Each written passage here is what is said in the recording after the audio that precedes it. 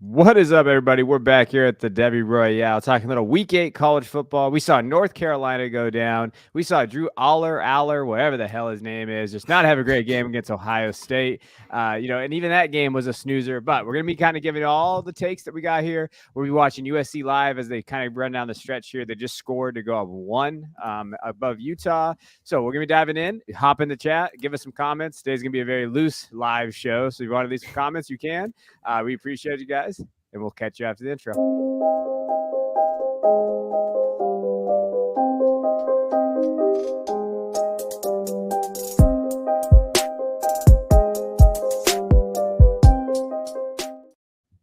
All right, let's talk Penn State, Ohio State, because we have to. This game is awful. I watched this entire game, and it was boring as hell. I will say Ohio State's defense is much better this year, and so that should, Sparty fans should like that. They won 20-12. Penn State. James Franklin is the most overrated coach in college football. He has been. He won 7 games at Vanderbilt one time, and now he is just like, I guess, going to get every pass in the name of passes. Like, he can't win the big games. We see this consistently with them. Their offense looks awful. Allen and Singleton only have 18 carries is a travesty with how good they are.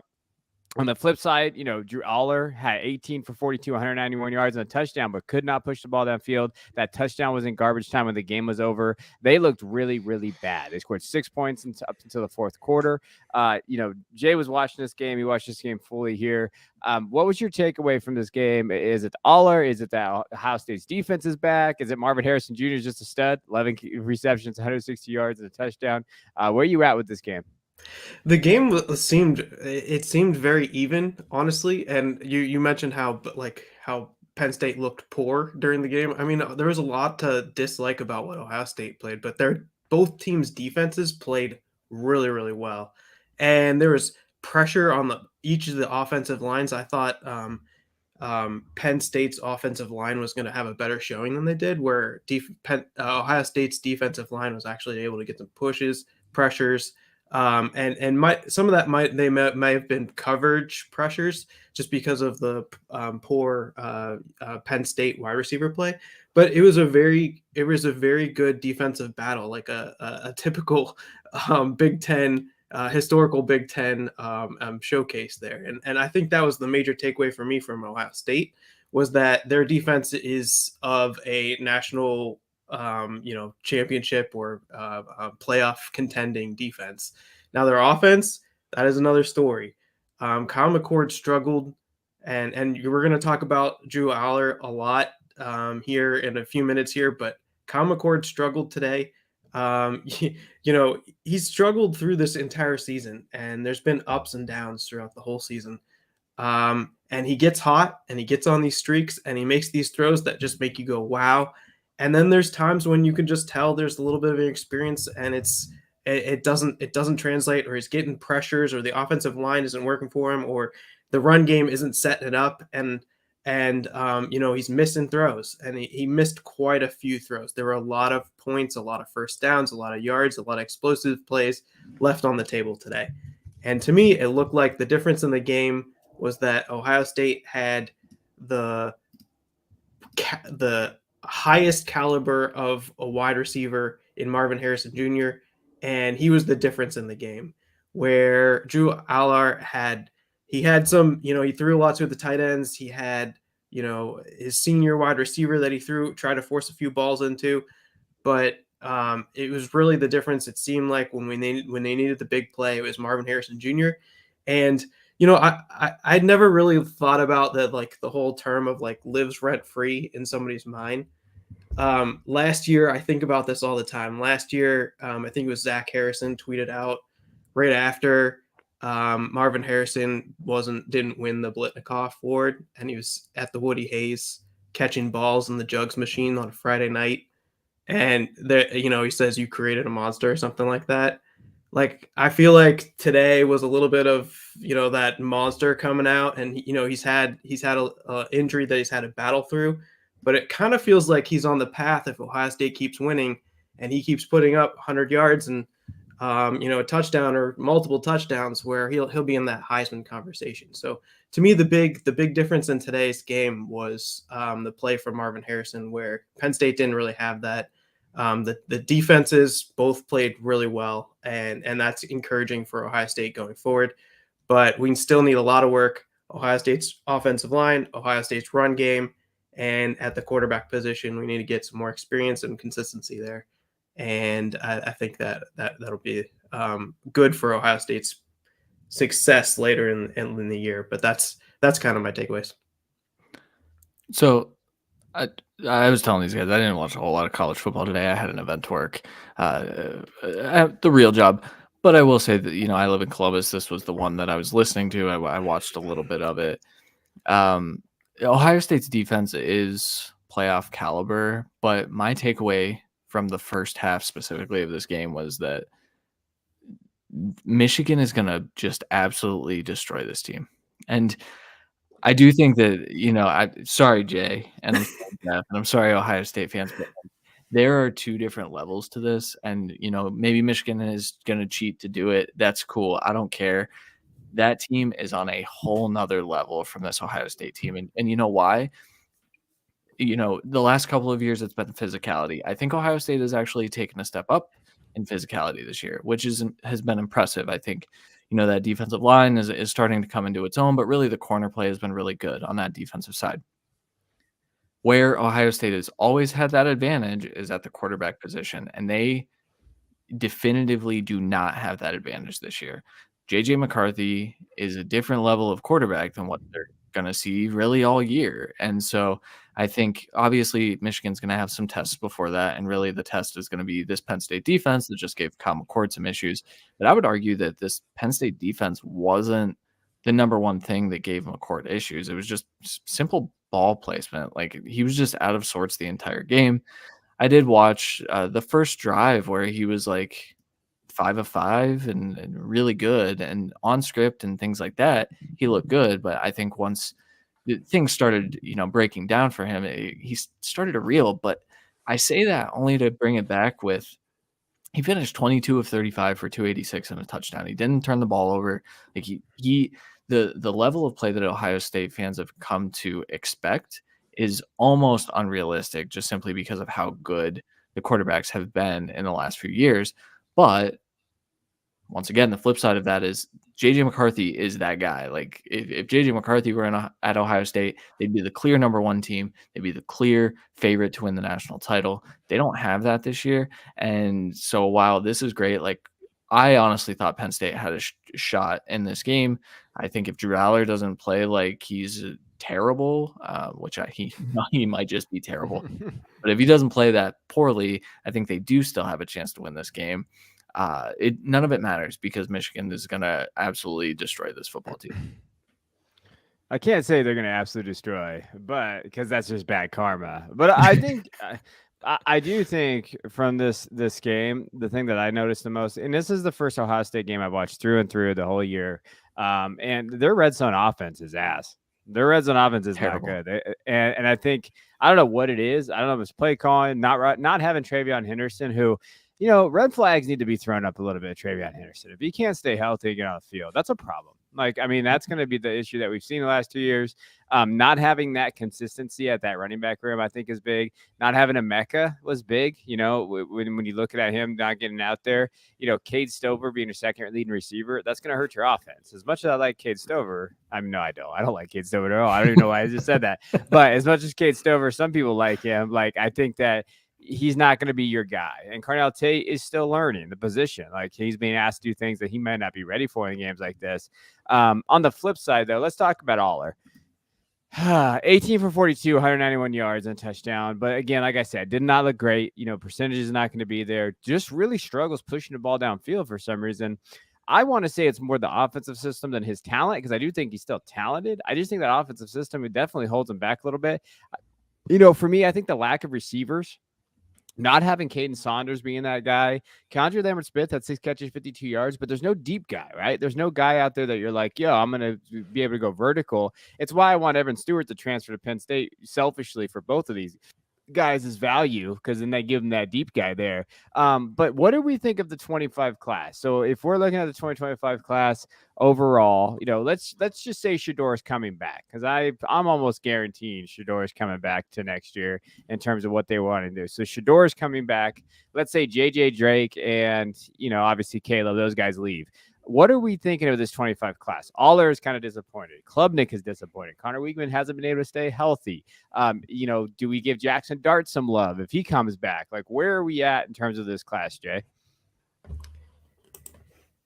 Gosh, I feel like we have such high expectations, and it happens every year. Like you come in freshman, we have the guys that we like, and then it goes really well in freshman year, or there's hope, and then you come into sophomore year, and these guys are getting their 10th start, 12th start, and we're trying to make conclusions about whether they're going to be successful in the NFL.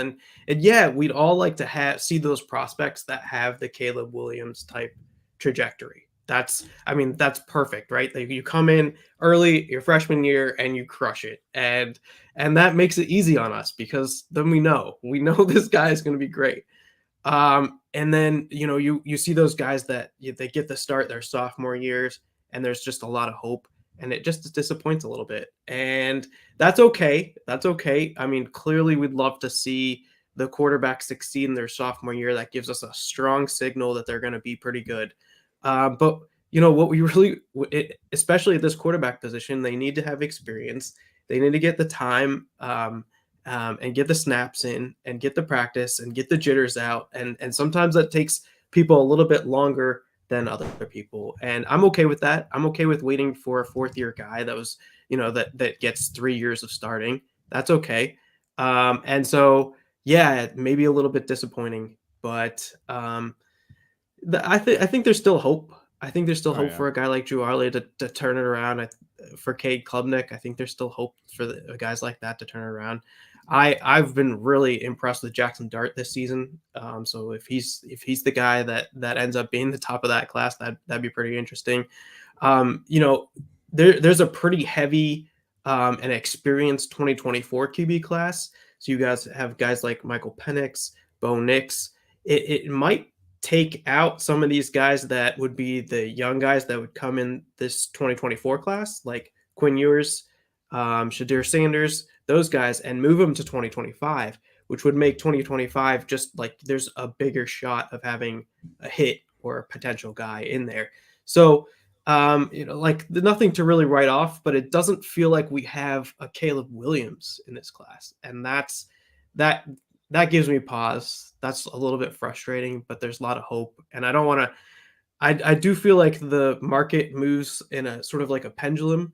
A guy has a few bad games and he's the worst player ever. And a guy has a few good games and he's the best player ever. And I want to be kind of somewhere in the middle where I see somebody has potential, and I'm going to judge him over a full year, over 3 years, and see how that works out. And yeah, there are going to be swings, and there are going to be like, somebody's going to get bit up and stuff like that.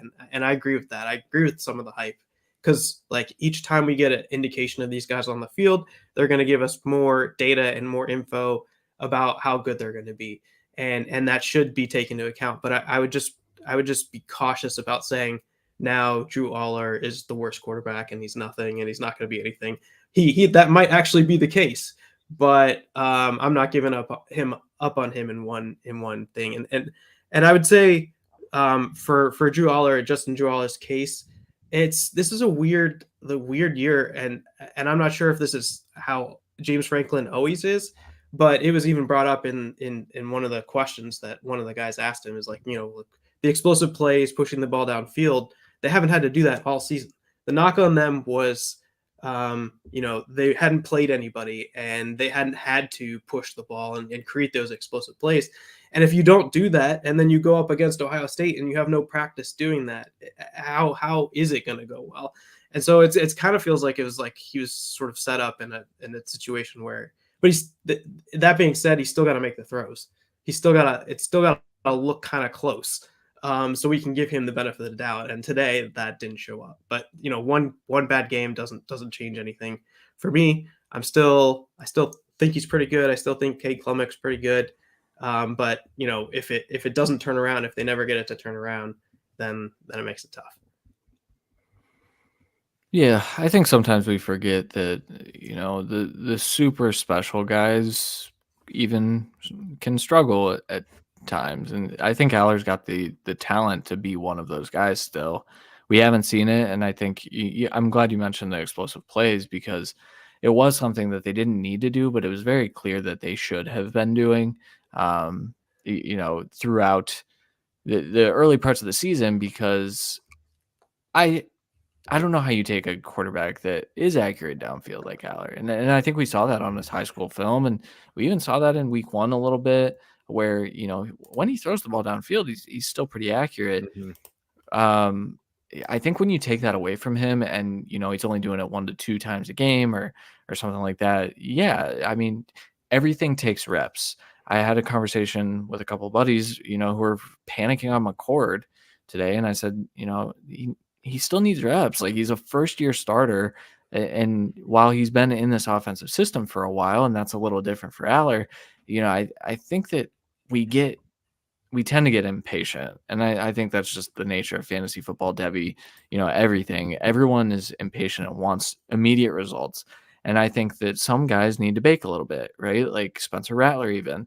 Not a huge Spencer Rattler guy, not certain that he's ever going to be an elite quarterback like we once thought. But we saw growth from him in year 4, and then we saw a little bit more growth in year 5 this year. And so those things, those quarterback play takes reps, whether people want to admit that or not. Like, if Caleb comes out last year and goes in the NFL, he does not make it in the NFL very long. I think that when we look at, so we talked about, okay, Quinn Ewers, Shedeur Sanders probably going back to school. That's a good thing. Those guys are going to get more reps. Those guys are going to be more fine-tuned. I don't love the old guys like Bo Nix and Michael Penix, especially when they're within offenses that kind of hide some of their weaknesses. But if you get Aller in a system that, okay, now we have a vertical receiver, we have a guy that we can trust going downfield, I think we see a different quarterback. And so I still have hope, and I always trash the 2025 class because the 2024 class is so good. But I do think once these guys go back to school, we're going to feel a little bit better about it. I think there's an off chance that McCarthy or May go back to school too. I don't know that would be wise, just where everything's at. But I think that chance, or that option is still out there and could very well happen. Yeah, I don't know. Well, hold on. So Utah just beat USC. They just came back and won on a walk-off field goal, 38-yard attempt, because Bear Alexander, the transfer defensive tackle from Georgia, who was the big get. He had the funny hotel picture where he got it. He had a targeting call that gave him 15 yards that got him over there to that hump. So USC loses 6-2. So Caleb, just mail it in, baby. Just quit. You don't need to do this stuff. Just hang out there. So USC's playoff hopes are dashed. It doesn't look like they're going to be getting into the playoff. And the Pac-12 craziness, I love it. Utah's gonna be. I saw somebody tweet out Utah walking into the Pac-12 championship in the Walking Dead photo, and I was like, "Yep, that's pretty much Utah. That's where they're at."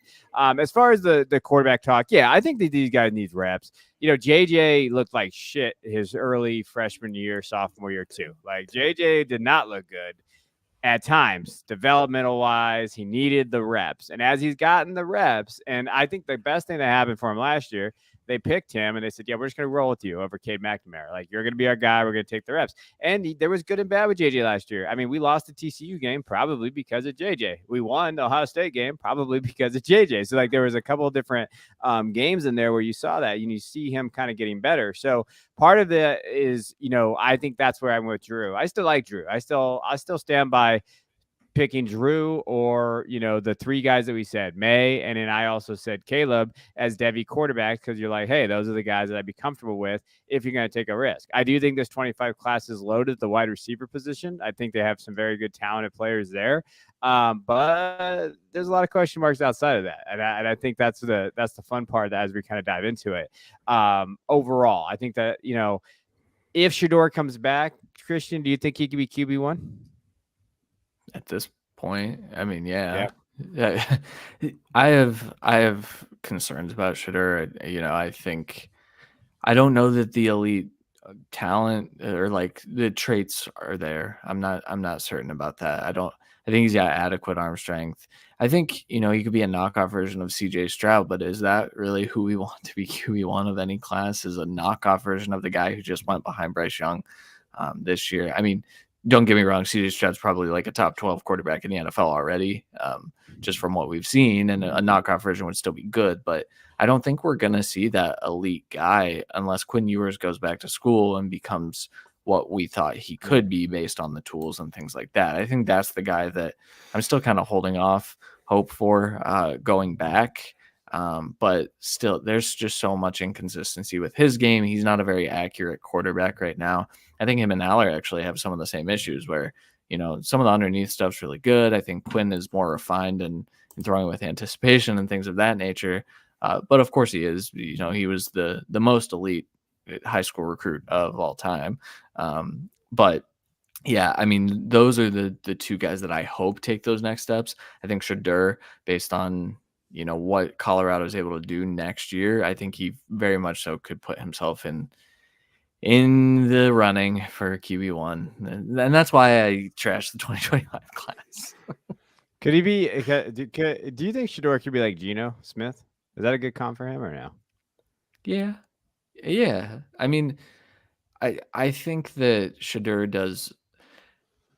I think Shedeur holds the ball way too long, but I also think he's just taught like, you are throwing here, you go here. I think I made the comment after week 1, and then it's kind of come back around. The offensive coordinator deserves a lot of credit for what Shedeur Sanders is doing. Sean Lewis, I think is his name, the old Kent State coach. Mm-hmm. He puts together a fantastic scheme to really highlight the things that Shedeur does well and really hide the things that he doesn't. And I think that should he leave, I think we might see a different version of Shedeur. But Geno Smith's a nice comp, but once again, I don't want Geno Smith being the best player in the draft. I don't want that to happen. Yeah. Any final things? What's the deal with so Shedeur, he's like on PFF, his passing grade is like the second highest of everybody before the season.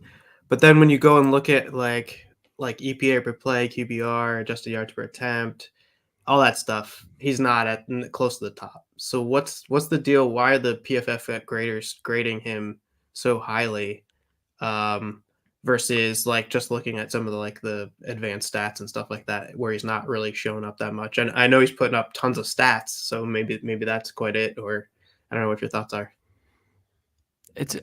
I'm actually a little shocked that like the EPA per play stuff, at least that one isn't up a little higher, because I think that is one that it doesn't matter the scheme, right? Like, if the quarterback's producing, he's producing points, but maybe that comes down to Colorado's inefficiencies over the last couple of weeks. Maybe that's come down a little bit from a film perspective, and why I think he's probably grading well per PFF.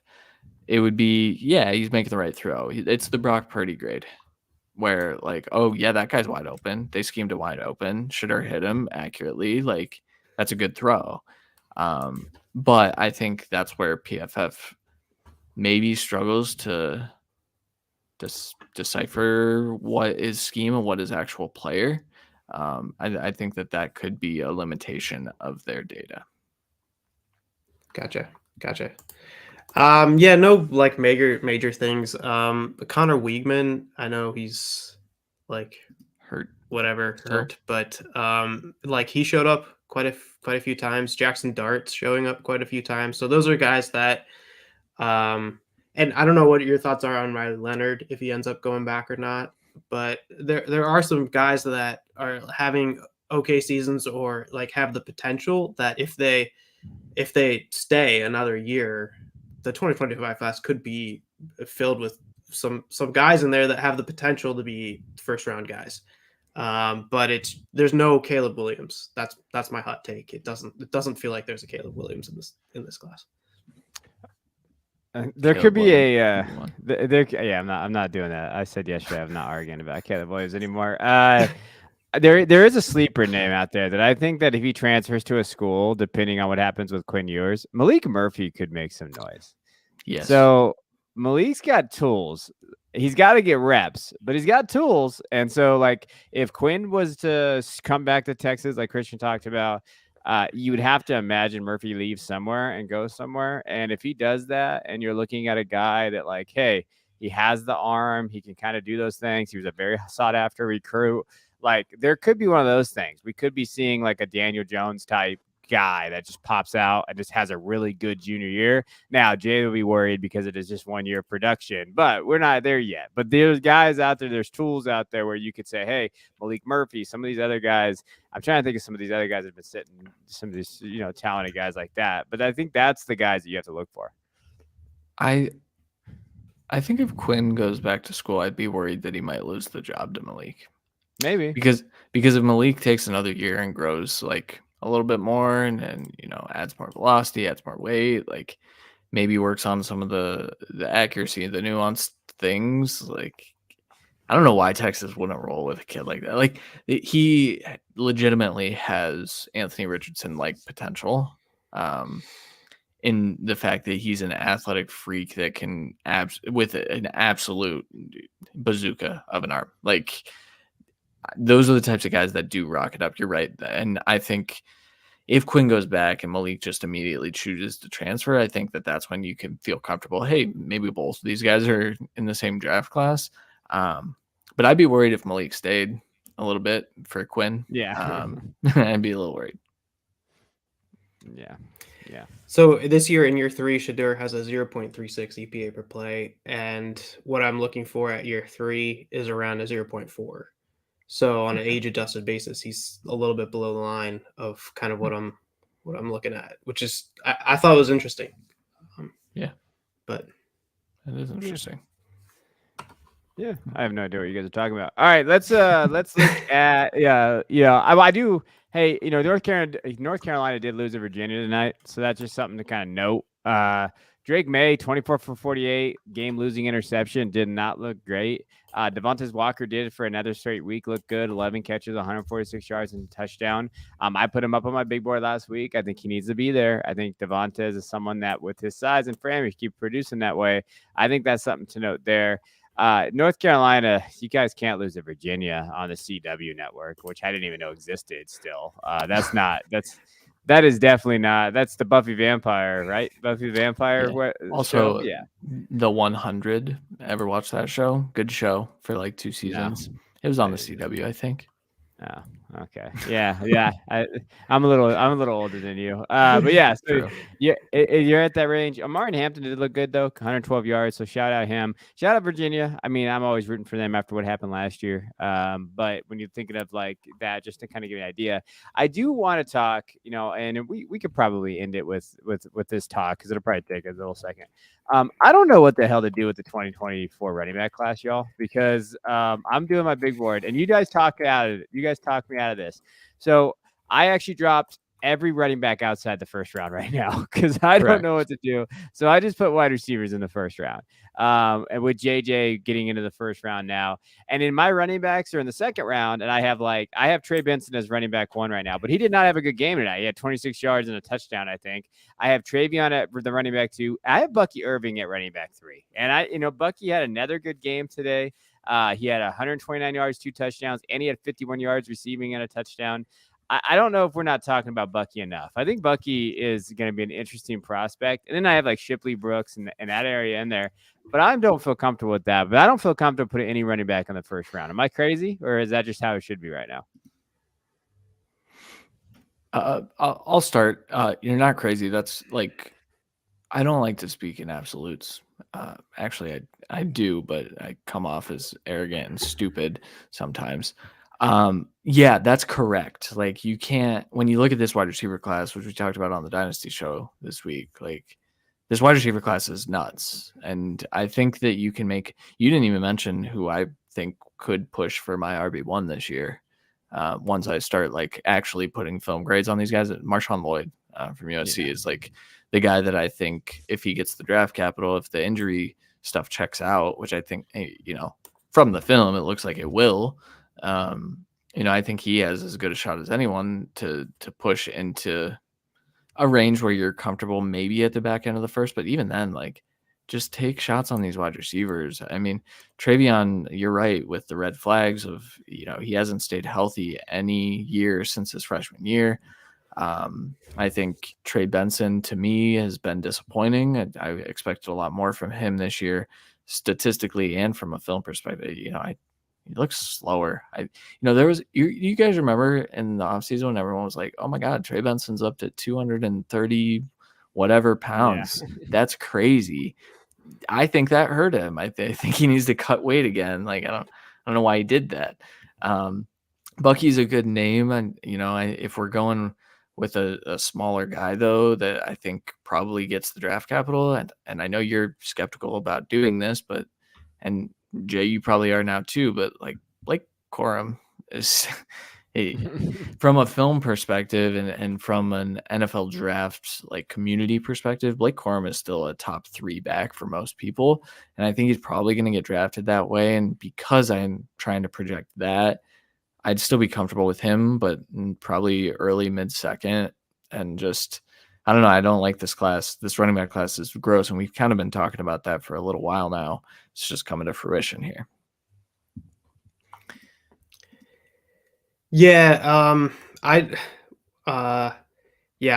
completely agree. Bucky Irving is I don't tweet about a lot of players. I actually tweeted about Bucky Irving this off season, and I even had I had to check with Kevin to make sure, hey, what's going on? Is this guy good or not? Because like everything in the data looks really good for Bucky Irving. The only thing that for me that looks a little bit off is the 195 pounds, which is okay. So he's under 200 pounds, but like looking at every single piece of the data and each year he's done it, it makes sense. Bucky Irving makes sense if he gets day 3 draft capital, even though he's day 2 draft capital, even though he's under 200 pounds. I'm still gonna like him because he's got all the production, everything that you want to see from him. So I'm actually kind of liking the Bucky Irving trend. Now, whether all those guys make it into the first round, this is what I'd say. If you're doing your rookie drafts right now, it's so much easier because we see a path from these wide receivers and we haven't seen anything from the running backs.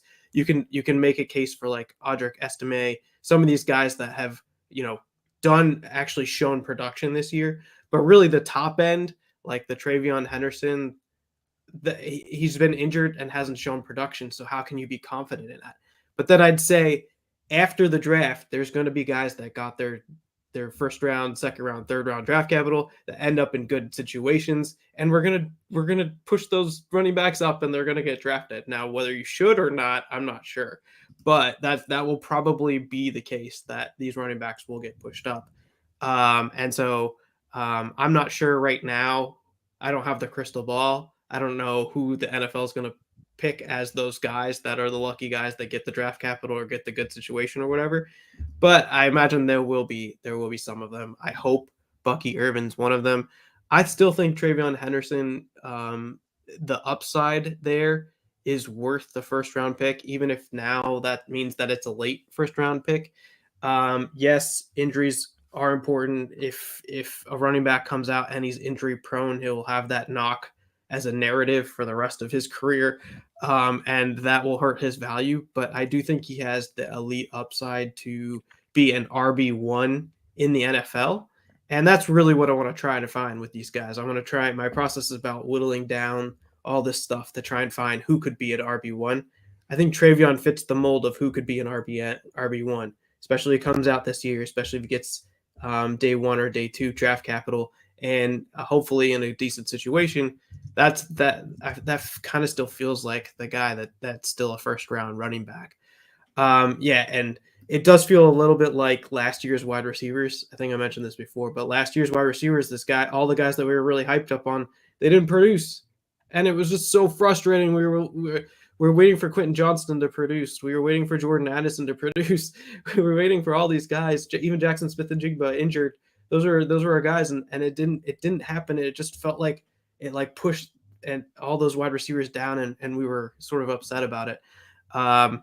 And it kind of feels like all these guys that we were super excited about, like Raheem Sanders, Trey Benson, maybe Will Shipley, some of those guys, it just hasn't panned out this year from a statistical perspective, and it's kind of frustrating. You feel it, and right now it feels like safe. Let's not put the running backs in there, but eventually one of these guys or a few of these guys are going to be first round picks, but we don't know exactly right now. I was one of those people that was really high on Raheem Sanders. Like, where did he go? The injury is a piece of that, but the team is also really struggling. So there could be something else going on there that's happening. But that is a frustrating one. Like when you think about Devy and you think about taking guys really high, like a Spencer Rattler, like a DJU, like all the guys that have come before him, where you spend a high first round pick and it just doesn't pan out. I hope that's not the case for Raheem Sanders, but that if you're coming through the middle of this season, that's how you feel. You feel like this is like has almost zero value, and I wouldn't say that's the case, but it just really feels tough. And Braylon Allen is one that like is an interesting one because the numbers and the stats, he just keeps putting them up. But every person I listen to from like a draft analyst perspective, you guys, like they're like, I don't think he's that good. I don't think he's that good. But then he just keeps putting up the stats. And so like that's going to be like a really confusing one for me to do because he's going to look good on all the stats. He's age basis, size, speed, athleticism, all that stuff. It's all going to look good except for that nobody that watches film, or not nobody, but most people that watch film aren't giving him high glowing recommendations. And then does he get the draft capital? Does he get the day 1, day 2 draft capital? I still need that in addition to putting up the numbers and the production. And so, where Braylon Allen, has the stats and doesn't have the film, that could be an interesting discussion going forward. I still think like I'm going to make the bet on him probably being okay, but I still need to see the draft capital, and that's what worries me the most for him. He might be AJ Dillon. He might be better than that. Here's the thing: there aren't many running backs in this class. I've kind of warmed to the idea of Braylon Allen becoming a day 2 pick. I mean, I think he's probably a round 3 guy, but also he might be AJ Dillon, and so I still don't know that I'm super interested. AJ Dillon, when he was in school, he was putting up like 1,500 yards every year, and he came out early, and he was fairly young, but it's just if that's who we're getting with Braylon Allen, I don't have much interest because, like you said, you're trying to find RB1s. He's not one of those guys that I think has that in his repertoire. And like I said, I can look stupid, and I might with Braylon Allen because you're right. He's just putting stats up like crazy. But I'm still not super interested. I'd rather go get some of these smaller, faster guys because I think that's where the NFL's headed as well. Yeah, I mean, Brandon tonight had 145 yards. I mean, he looked good again. So like he did have that against the Illinois defense. It's not bad. Like when you think of Illinois defense, I know consistently they've gone down a little bit this year. I'll tell you, there's another guy who I didn't think I was gonna like, and he's growing on me. It's Carson Steele from UCLA. Like I think 6'1", 225. Carson looks pretty good. And tonight, like the game's not over against Stanford right now. It's in the second quarter. He has 3 touchdowns and 61 yards in the first 2 quarters of this game. So I think Carson's one of those guys that's interesting. I think he deserves to be on a big board. I think he's a top 36 player right now in terms of fantasy. Like he's someone to kind of know. But yeah, just overall, when you're looking at the running back class as a whole, but it's tough. It's tough. But the running backs did fall off. Yeah, Bucky's listed at 195. He doesn't play like it, but he's definitely listed there. So, and again, listed at 195 at Oregon is kind of like Oregon has consistently, when you get guys from Oregon, you're like, wait, what is he? And like that's the scary part with Bucky. Like, and then if you're doing this long enough, and you watching colleges, you know what colleges like to kind of skew their numbers and which ones don't. And Oregon is definitely a skewer. Like Troy Franklin is listed at 189. That's some bullshit because Troy Franklin is not 189. Like he's in his yeah. Like there's no way he's listed there. So just want to give you guys some updates on some games real quick. Clemson just lost in double overtime to Miami. That is a terrible loss for Clemson. Dabo, man, got to hit the portal. Hey, Christian, you remember all off summer when we were getting just roasted by Clemson fans about how he doesn't need the portal, that he builds his guys up? Do you remember that? That was a fun times, huh? Yeah, thank you for the views and the algorithm. I appreciate you guys. Your team sucks, and yeah, no, I'm just kidding. I mean, you know, they're 4-3, so they do. But I don't know. Maybe you have a quarterback. Klubnik was fine tonight, over 300 yards, so maybe. But also double overtime probably enhanced that a little bit. I don't know. I didn't watch the end of the game, so. Well, you know, Miami would have been 5-1 heading into after this game if they wouldn't have choked last week when they didn't kneel. Like, Cristobal, you just can't get out of your own way after doing that. Any other games or any other guys you guys want to talk about here? Florida State won. They beat Duke 38-20. Riley Leonard tried to go. He was pretty banged up, you could tell. And it was a close game though throughout. They did have a couple of areas there. Jordan Travis, 2 touchdowns through the air, a touchdown on the ground. You know, that game, Tennessee, Alabama. We didn't mention him, but Jalen Milroe going back to school next year, maybe. Milroe has kind of come on since he got benched. That would be an interesting prospect too. Jalen coming there. Fortunately for Tennessee fans, I think Joe Milton's done with his eligibility, right? I don't think Joe Milton can come back. I think he's played 17 years in college football. So that's part of it. I think when you're looking at, Joe Milton, he's kind of done. He looked okay today, but, that's not something there. Squirrel White, 10 catches, 111 yards and a touchdown. So for Squirrel, he's an interesting prospect. He's not draft eligible. He's a sophomore, right? He's a sophomore. Yeah. Yep. Okay. Yeah. Sophomore. So that's an interesting guy kind of looking in that class. So Jay, for example, Squirrel White or, think of like Antonio Williams. Where are you leaning on that? Because Antonio Williams does not look good this year. Yeah, but he looked good. He looked good in year one. And Christian mentioned hurt. I don't know yet. I don't know if I have enough. Wait. That's not an answer. Well, come on. I don't know if I have enough.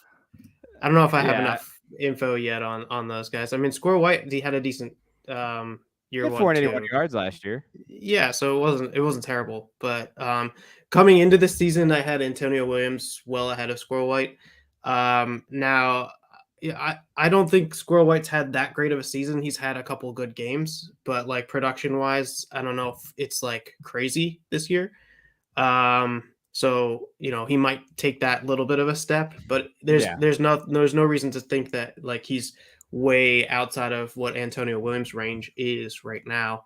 But I don't know like where these guys are on draft capital from that perspective. So my guess is that Antonio Williams probably has the inside track in terms of like maybe getting the better draft capital from like name recognition and where he plays and stuff like that, and his recruiting profile and everything like that. But those are just guesses. Yeah. I don't know who would you pick? Well, that wasn't the question. I was asking you. No, I would probably I was never, when we did our shows preseason and we were doing it for the Patreon stuff, I was never really a huge Antonio guy. I think White fits. It's just Tennessee wide receivers scare the crap out of me because that system just scares me in terms of like that translation over the NFL. I think it's closer than it should be. I'd probably still lean Antonio. I'd still lean there, but I think the gap is super close. Like I think that when you're looking at it overall, I still lean Williams, but the gap's there. I mean, the gap's a little bit there, but I do think White, you can't deny some of the production that we've seen there. The Tennessee passing offense scares me a little bit. I think I got made fun of on someone else's stream because of where I had Squirrel White in my combined rankings, because I think he's one of those he's fast. He's a speed guy. He fits the NFL. Yeah, I mean, get him on Miami, and we're having a weird conversation about is he a dynasty top 24 guy? In a few years. Obviously, that's down the road. He's small. Can I mention one more Clemson player that Brandon I School. think? Yeah, Jake Brandingstool looks like a guy. He's looked like a guy on film. The stats aren't there. He had kind of a breakout game where I think he had just over 100 some yards on the season. He had 126 on 5 catches and 2 touchdowns tonight. Those types of games, pop up, but good pass catcher. I think underrated blocker, guy that I think is going to get NFL draft capital. Next year. He's probably a 2025 guy if I had to guess. But well, No, he's 2024. He's eligible this year. I think he probably Yeah. goes back if I had to guess, just based on the production. But I think he could bolster this tight end class a little bit too if he does come out.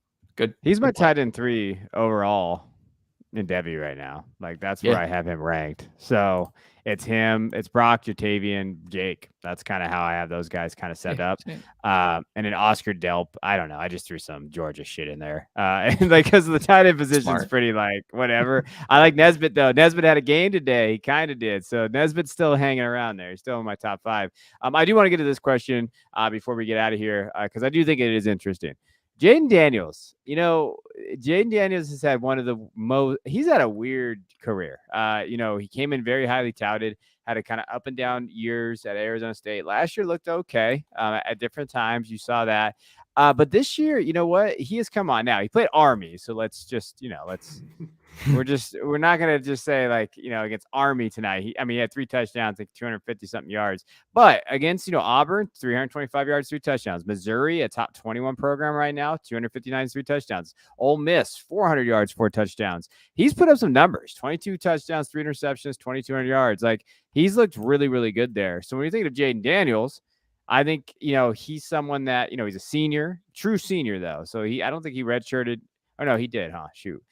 So yeah, he's a grad transfer. So this is his 5th year. So Jay's not going to like him. But, when you're thinking of like where we're at in terms of Jaden, do we think he's, what do we think is an NFL? I still think he's a little too small size wise. I think he takes a lot of hits. I think he's inconsistent. And I think that he's gotten better this year. I think he has a career high completion percentage this year. But I can't put him in that first round grade. If he doesn't get a first round grade from me, I get a little nervous in terms of like those quarterbacks and where we're at. But he could be fun. I just don't know like whether that equates to fantasy relevancy. What do you think, Christian? Day 2 pick, if I had to guess right now. Yeah. Probably a 3rd rounder. I think with some of the things that we've seen in the NFL, we're going to see an influx of day 2 guys. He's also one of those guys that he can be a nice backup to a mobile quarterback. I think of teams like the Eagles who might want to get a guy like that as their backup, but I think he's a backup. And I think that's, he has put himself in the Heisman race. And I think just based on what Caleb followed up with, I think it's Penix, and I think it's probably Marvin Harrison Jr. and Jaden Daniels, and that's the 3 right now. I think Caleb still deserves to be in that conversation, but I think Jaden Daniels has a nice shot to win the Heisman and become a day 2 pick. He's just not a dynasty guy that I'm like super pumped about. All right. I generally don't like 5th year guys. Like I'm usually out on like a Penix or a guy like Jaden Daniels, but I'll have interesting numbers for you right now. So in this year, would you guess that Jaden Daniels is 1, 2, 3, 4, 5th in EPA per play, 4th in QBR, 2nd in adjusted yards per attempt, like top 10 in rush yards market share, top 5th, top 5 in PFF pass grade, big time throw percentage. He's in the top 15-ish.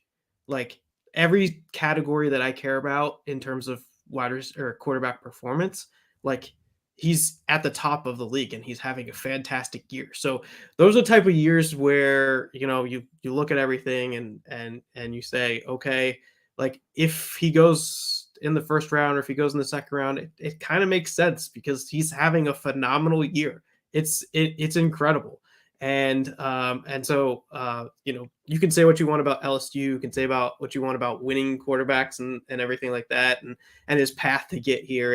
And Michael Penix has had a checkered past too coming through here, and he's having a fantastic season as well. But you can't argue with what he's doing this year. This year looks fantastic from the numbers. So I generally don't like to make large dynasty bets on fifth-year guys because I think fifth-year guys should be doing really well in the NCAA, and it's justified. That's where you should be. You have to get to higher levels, but this year he's having is a really, really good year. So I can understand why people get higher on him. It makes sense. The data for this year is there. I just mentioned that I think he was in Arizona State, but year 2 he had a good year as well. So I'm not sure if he played that much in year 1, but year 2 was actually pretty decent, which I like to see. Generally, the younger performers, when they perform well early, that's a good indication. Year 3 and 4, not great. It just wasn't meeting those thresholds of what you want to see. And then year 5 is like very, very high. So, like you'll see a whole bunch of charts where like a guy does nothing or does underperforms for 4 years and then has a breakout 5th year.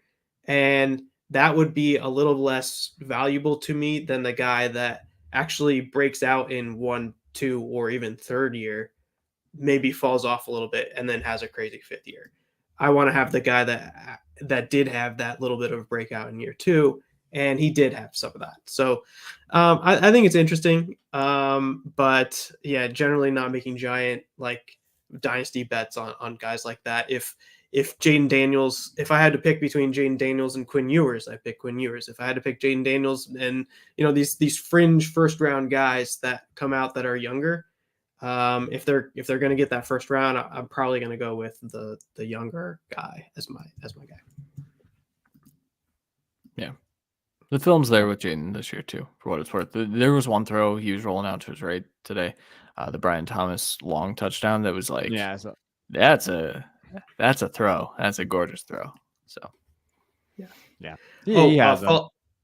Follow up: Squirrel White, Antonio Williams. The first year, reception yards per team pass attempt, they were right on top of each other. So in terms of reception yards per team pass attempt in year 1, they were very, very close. Which I thought I didn't realize Squirrel had that much production from a market share perspective in year 1. Year 2, Squirrel White is not quite meeting the age adjusted metric, and then Antonio Williams, of course, is like just very far down because he hasn't been playing that much. So yeah. And then one more comment: AJ Dillon and Braylon Allen. AJ Dillon actually looks like a decent comp for Braylon Allen on a lot of stuff. One thing that I'd mention though is the reception market shares. Yeah. I don't know if it shows basically when you're watching the game, but when you look at the reception market share that Braylon has and has been putting up for 3 years, especially this year 3, it doesn't feel like a lot, but he's a big part of their passing game in terms of receptions. So he has decent hands too. I'll say that. I mean, there's a one-handed catch that he made last year that I was like, oh, that's different for that big of a guy. So that would be why I'd say a little bit different than AJ Dillon. Although it's interesting that when you're looking at the dots and the progressions through the years, they kind of do look a little similar. That's what I thought that was interesting. Yeah, and I will say one thing Christian brought up when he was talking about it. He said he was talking about day 2, but maybe go someplace where they build around him and stuff with Jaden Daniels. There's a really good athletic podcast with Chase Daniel and Robert Mays, and they talk about that a little bit, about the backup and how important it is to kind of build. And that's what you see like the Ravens doing with who they have behind Lamar. So that's the one thing to watch with Jaden Daniels. When he does get drafted, does he get drafted to a system that's going to elevate what he tries to do? And I think it was smart of him to go to LSU because it's a pro system. Like what he's running it's going to be a pro system. So watch that as you go through. I want to get to this question because you did ask twice. Thornton, and I'm assuming it's Dante Thornton from Tennessee. Not living up to any expectations and thoughts. And I like Dante Thornton. I think that he does have tools there. The biggest thing that I can come up with, and I read an article recently about this. Josh Hupel, or however you say it, he talked about he missed a bunch of time in the spring and training camp in the fall. And so he talked about Thornton just not being able to roll with just the offense. And Tennessee's offense is very, very challenging to learn, especially at the wide receiver position. And from what everything out of the reports are is that he's just not ready in that offense to kind of accept that role and know what he's doing. So they did talk about, hey, it's worth noting that he's going to try to get him out there for the second half of the season. I don't think he even played tonight from what I remember. I don't even know if he dressed or if he didn't get out there. So, yeah, he's definitely been a disappointment, but it doesn't mean he's done. He still has other years eligibility. If he learns in this system and he goes and he has Nico throwing him the ball instead of Joe Milton, I think there's still opportunity for him based on his talent. But all of the accounts is that he's just offensively, he's just not ready in that offense to learn. So that's kind of the deal there. Yeah. I'm sad about that. I'm sad about that too because I think he's talented. You gotta learn the offense and go there. I mean, you have to kind of go over there. All right. Anything else, boys, before we get out of here? Yeah, I'll say one thing because Christian talked about it earlier. I'm a big JJ McCarthy fan. Huge. I like him a lot. Michigan, just like Penn State, really hasn't played anybody yet. The most points that anybody has put up on Michigan is 10 points when they played Minnesota. They really haven't had a contest. There's 2 games that Michigan has to play. It's Penn State and Ohio State. And I think that JJ's shown everything he needs to show, but he also needs to show it at the Penn State game and at the Ohio State game. And just like the same process that we had, the same process we had this year with Penn State, where they just hadn't played anybody yet, and then they get to Ohio State and it's a tougher test, and maybe like the explosive plays that they hadn't worked on or hadn't gotten to.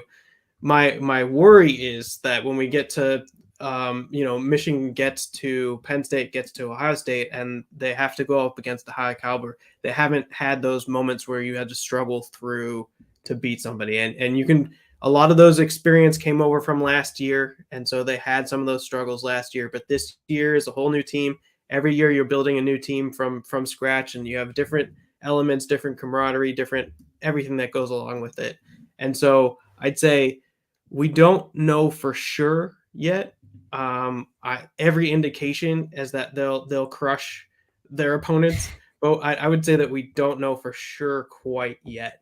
That Michigan Penn State game, especially with how good Penn State's defense is, and unless they're completely crushed or devastated after this Ohio State loss and like it changes, but I think Penn State they'll bounce back and we'll see what Michigan is about when they play Penn State.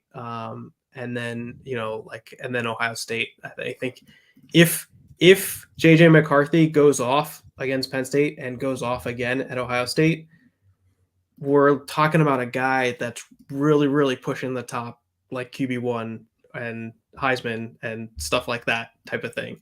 And so that'll be really interesting to see. It's just the fact that you haven't played quite the level of competition that we see. And really, Michigan has a 2-game season this year. It's Penn State and Ohio State. And until we get there, we just don't quite know yet. Yeah. McCarthy had 4 touchdowns against Ohio State last year total. So I don't know. I'm not worried about it. And if we're being real, Ohio State hasn't played anybody yet either this year, because I don't think Penn State is as good as everybody thinks they are. Is Notre Dame Penn State? No. No. Maryland? Notre Dame had.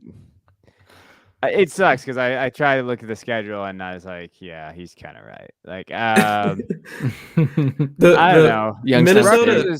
Rutgers is spunky. Rutgers is spunky this year. I think they put up 7 points on Michigan. Yeah, but they're 3-1 in conference. Like, let's not like Or 3-1. No, 6-2. Sorry, they're 6-2. Here's the thing, though. Like Georgia does the same thing, and then it doesn't matter. And I think Michigan's the closest thing we've seen to Georgia. Would you stop saying this because you're gonna jinx the shit out of my Michigan Wolverines? I'll knock out wood. I'm so sorry. All right, we appreciate you guys. Thanks for tuning in tonight. As always, hit that like, subscribe button. Go check out our videos. Check out Christian's video tomorrow. I believe he's got it coming out, talking about Deontay Johnson, some other players there. Oh, it's out now. Go find it now. Late night stream with Christian Williams. You can get double dip. We are also going to be going shit show. It's going to be a shit show. You know how tired I am. We're going to be doing a start shit show tomorrow at 7:30 my time, 10:30 Eastern. Jump on there for 30 minutes. Me and Jacob Dunn, who is not the shit show. It's just me. We will be diving in, giving you guys our takes, going from there. So appreciate you guys. We'll check you guys next time.